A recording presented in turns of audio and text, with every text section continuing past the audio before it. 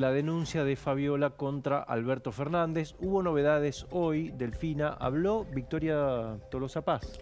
Exactamente, después de haberse mantenido en silencio, ¿no? Al igual que algunos de los allegados a Alberto Fernández.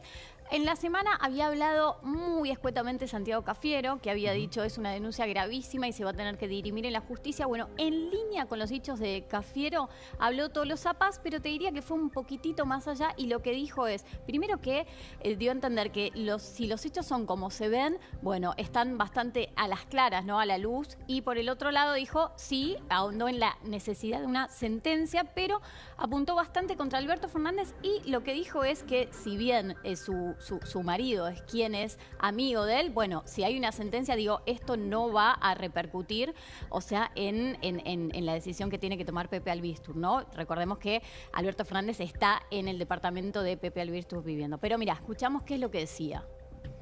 Bueno, esa definición es un poco el rótulo que muchos le quisieron imprimir a quienes formábamos parte del gobierno de Alberto Fernández y que teníamos un grado de cercanía, pero es una categoría que políticamente no existió nunca. O sea, sí existe el peronismo, sí existe el kirchnerismo, el albertismo, como han definido muchos periodistas. Y entiendo, para poder significar si estábamos más cerca de Alberto, más cerca de Massa o más cerca de Cristina, era una etiqueta que resumía las cercanías de ciertos dirigentes en los cuales a mí me etiquetaron durante mucho tiempo, fundamentalmente desde la campaña del 2021, donde fui quien encabezó la lista en la provincia de Buenos Aires. Así que en ese lugar sí, pero no me reconozco como tal, eso es lo que quiero aclarar. Entiendo. Bueno, no me reconozco como tal, dijo, y hay otro corte. Vamos a escucharlo porque dio varias definiciones. Dale, lo escuchamos. Y como todo indica, quien sea el denunciado, sea expresidente o sea una figura pública, tiene que demostrar su inocencia en la justicia. Pero sí me parece, Ernesto, que claramente hay una cuestión, digamos, ya han hablado muchas personas sobre este tema, prendés la televisión, los radios y hay una constante posición que muchas veces nos exigen que tomemos y yo siento que hay que ser muy prudentes, ¿no? Porque es un caso realmente una gravedad muy, por lo menos no tengo recuerdo en 40 años de democracia que haya un hecho de tal magnitud, ¿no? Un expresidente denunciado por su exmujer sobre violencia de género. Por lo pronto, creo que la palabra que me sale es hay que ser prudentes antes de emitir un juicio, ¿no? De valor, moral, de buscar inmediatamente quién tiene razón y verdad sobre esto, ¿no? Creo que la justicia es la que tiene, sin lugar a dudas, que sentenciar y poner obviamente en evidencia lo que está pasando aquí.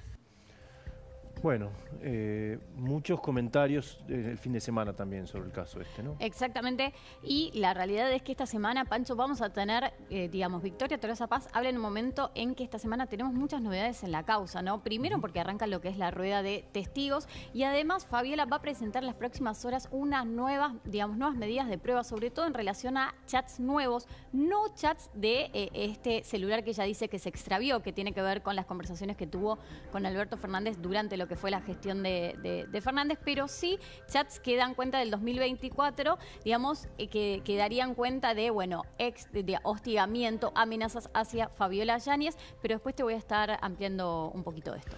Muy bien, está con nosotros Martín Sarubi, él es abogado penalista. Gracias, doctor. Muchas gracias por la invitación. De lo que se ve hasta ahora de esta causa, ¿a qué hay que prestarle atención?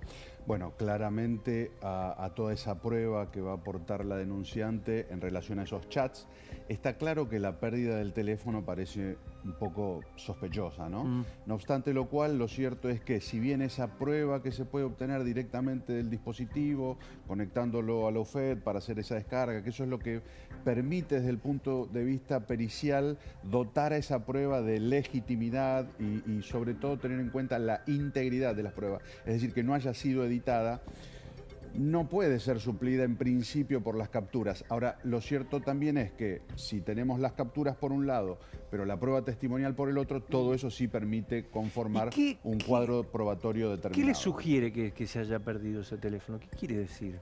¿O qué le permite sospechar? Es un poco aventurado, pero evidentemente posiblemente había algún tipo de contenido que no resultaba conveniente. Por ahí no respecto de esta causa en concreto, pero sí por ahí respecto de alguna otra imputación. No podemos perder de vista también que en el contexto en el que el expresidente gozó del beneficio de una probation por haber organizado una fiesta en Olivos cuando había prohibición de circular y de organizar ese tipo de eventos, la señora Fabiola Yáñez también participó. Entonces, qué sé yo, por ahí desde ese punto de vista hay alguna prueba que no le resulta conveniente. Resulta sospechoso, pero es aventurado. No olvidemos que esta causa empieza de manera accidental, fortuita, claro. Porque ella no lo quería denunciar, evidentemente. Al principio dice, no lo voy a denunciar. Por supuesto, no solo eso, sino que es muy concreto. Yo estuve repasando hoy temprano la resolución en la que el juez Ercolini le fijó las pautas de conducta al expresidente y esta causa por violencia de género estuvo archivada. A partir de que Fabiola Yáñez decidió no instar la acción penal, el juez muy correctamente ordenó directamente el archivo. Luego sí consta en esa resolución que Fabiola Yáñez se contacta con el juzgado telefónicamente y ahí sí es cuando declara y decide instar la acción penal a partir de los llamados que ella definió como un hostigamiento psicológico, claro, ¿no? Como una verdadera pesadilla. Ojo, porque ahí también hay una pauta para valorar la capacidad, cosa que también hace el juez en la resolución, para valorar la capacidad que tiene el expresidente para entorpecer la investigación. No solo eso, sino que además hay que tener muy en cuenta la asimetría de poder entre Fabiola Yáñez y quien ejerció la primera magistratura del país. En esto calculo que Gustavo Carvajal, que es un experto, va a coincidir conmigo. Esta causa en cualquier departamento judicial de la provincia de Buenos Aires, La Matanza, Quilmes, Lomas de Zamora, tendría detenido un imputado en estas circunstancias. No tengo duda de esto que estoy ¿Ah, sí? diciendo. ¿Por qué? Porque la justicia, posiblemente un poco exacerbada en este contexto, a partir de las políticas que impulsaba ese gobierno de Alberto Fernández, es muy reacia, reacciona muy reactivamente cuando hay una imputación de este calibre. Pero además hay otra cuestión, ojo, porque la pena en expectativa que pesa sobre Alberto Fernández es elevada, Porque las lesiones graves agravadas por el vínculo tienen una pena que llega a los 10 años. Y acá estamos hablando que hay un concurso real de delitos. Hay varios hechos autónomos que cada uno de ellos constituye un delito y en ese contexto, a partir de ese concurso real, las penas se suman aritméticamente, con lo cual la escala penal se amplía notablemente. Eso coloca además a la pena en expectativa por encima del límite de 8 años, que es el límite que el Código presume, por debajo del cual no hay peligro de fuga, y pasando ese límite ya empieza a existir, presume el Código Procesal Penal de la Nación, presume que a partir de los 8 años empieza a haber peligro de fuga. Claro. Entonces la situación es delicada. Y además podría sumarse una nueva imputación si Fabiola prueba, digamos, demuestra con estos nuevos chats que Alberto Fernández violó la restricción del juez Ercolini, si la amenazó a ella después de la denuncia. Eso parece más discutible porque lo cierto es que Fabiola Yáñez denuncia ese hostigamiento cuando ella decide no instar la acción penal. Y todavía no estaban decretadas las medidas de prohibición de acercamiento y prohibición de contacto, con lo cual no habría desobediencia estrictamente porque no había una medida dispuesta y además, por supuesto, no estaba notificada. Pero si para ese entonces hubiera habido alguna medida dispuesta, por supuesto que configura el delito de desobediencia. Todavía no declaró Alberto Fernández, casi no habló, en realidad dio un par de entrevistas. Tenemos la versión de Fabiola de las pruebas estas que parecen bastante contundentes. ¿Qué puede cambiar respecto de lo que él aporte? La verdad que no parece mucho. Y si yo fuese defensor le recomendaría que no declare. ¿Qué podría explicar? ¿Qué podría explicar? Si están los chats, están las lesiones, ¿qué va a explicar? Va a explicar, como vi en algún diario extranjero, que fue accidentalmente, movió el brazo y le golpeó durmiendo el ojo. La verdad que parece una tomada de pelo. ¿Y qué tendría que, si fuera entonces el abogado defensor de Alberto Fernández, qué le diría? ¿Qué le recomendaría? Sí. Firmar el mejor juicio abreviado posible. Pues está condenado. No hay ninguna manera de que pueda explicar nada de modo que pueda acreditar su inocencia. ¿No lo podría insistir con la recusación de Ercolini, teniendo en cuenta que el otro día acá en La Nación Más, Carlos Pañi relató pormenorizadamente todo el problema que tuvo con Ercolini Alberto Fernández a través del tiempo, de que eran compañeros en la cátedra ahí en la UBA, en el homenaje que le hicieron a Rigui cuando era procurador? ¿Eso no es una causal de recusación?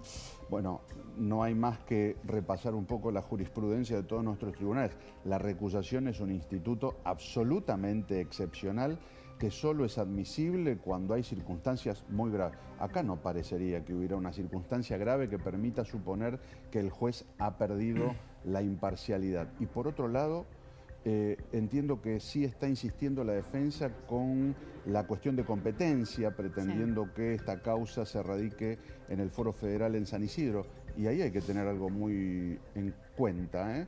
En el Foro Federal en San Isidro, cuando violó las restricciones que él mismo decretaba en cuanto a la circulación organizando esa fiesta en Olivos, el Foro Federal de San Isidro le concedió el beneficio de la probation, siendo que él es funcionario público y estando expresamente prohibido, con lo cual, ojo con el Departamento Judicial de San Isidro, con el Foro Federal de San Isidro.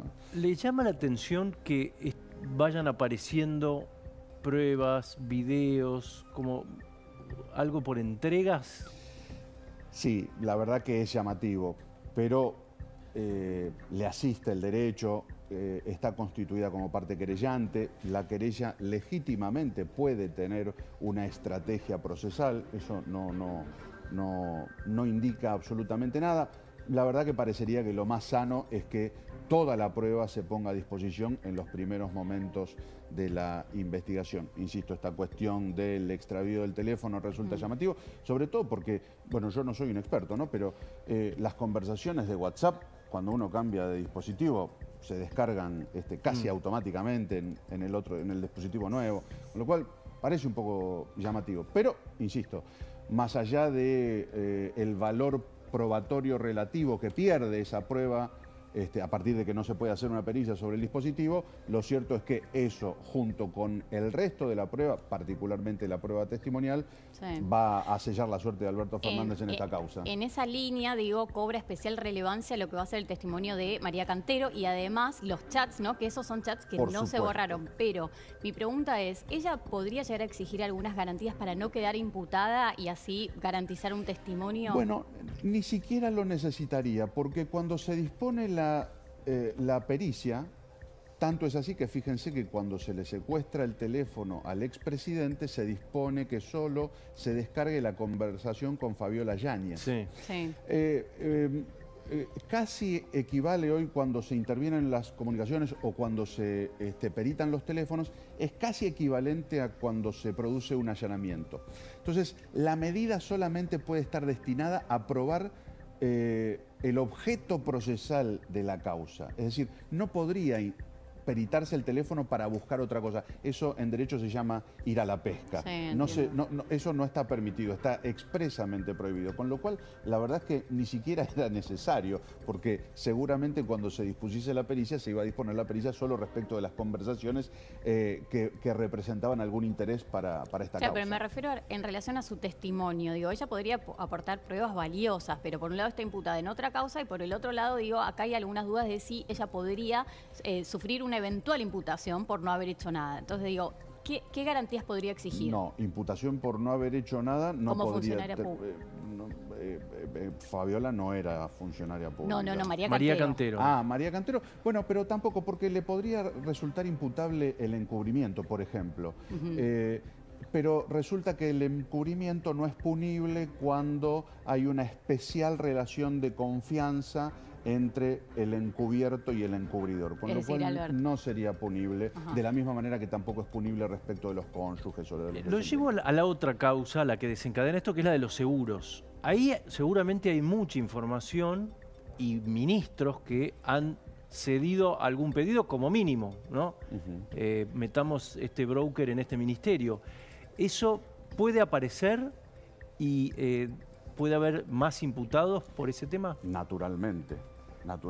¿Cuál es la responsabilidad del ministro? Porque puede decir, bueno, me pidió el presidente. Bueno, puede constituir el delito de negociaciones incompatibles, es decir, cuando se inmiscuyen en contratos para obtener un beneficio para sí o para Pero un puede tercero. decir, me pidió el presidente y no le podía decir que no. No se puede eso decir. no es una causal de justificación, no, de ninguna manera. No, y en todo caso deberían imputar a los dos, y creo que lo que hay en definitiva detrás de todo ello es una verdadera asociación ilícita, claramente. O sea, ¿puede caber la figura de asociación ilícita? Absolutamente. Sí, Gustavo. No, el tema es, con respecto a lo que dice el doctor de la figura de asociación ilícita, habrá que ver, porque convengamos que también es una figura complicada. Una figura complicada Por supuesto. de probar, y acá creo que hay un único responsable, o habría, esto lo tiene que determinar la justicia, un único responsable que habría sido Alberto Fernández, y una víctima o denunciante que es Fabiola Yáñez.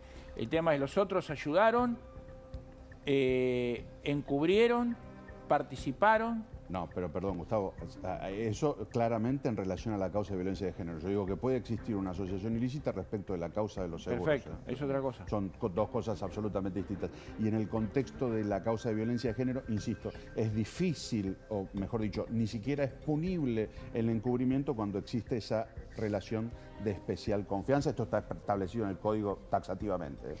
Gracias, doctor, es muy amable. Gracias a ustedes por la invitación. 11:22, mañana complicada en Aeroparque. Vamos allá, ahí está. Nacho, ¿quién está?